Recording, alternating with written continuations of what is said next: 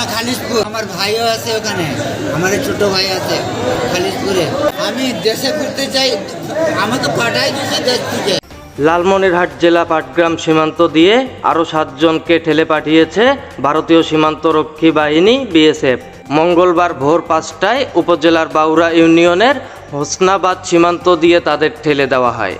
পরে খবর পেয়ে বর্ডার গার্ড বাংলাদেশের বিজিবি সদস্যরা তাদের হেফাজতে নিয়ে থানা পুলিশের কাছে হস্তান্তর করেছে।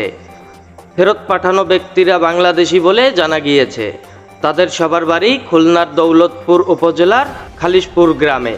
বিজিবি ও স্থানীয় বাসিন্দারা জানিয়েছে, বাংলাদেশ ভারত সীমান্তের প্রধান পিলার 882 নম্বরের 2 নম্বর উপপিলারের বাউরা ইউনিয়নের হোসনাবাদ সীমান্ত দিয়ে বিএসএফ 7 জনকে ঠেলে পাঠায়। তারা ভারতের কোচবিহার রাজ্যে ছিল। ফেরত পাঠানো ব্যক্তিদের মধ্যে 2 জন পুরুষ, 2 জন নারী ও 3টি শিশু রয়েছে।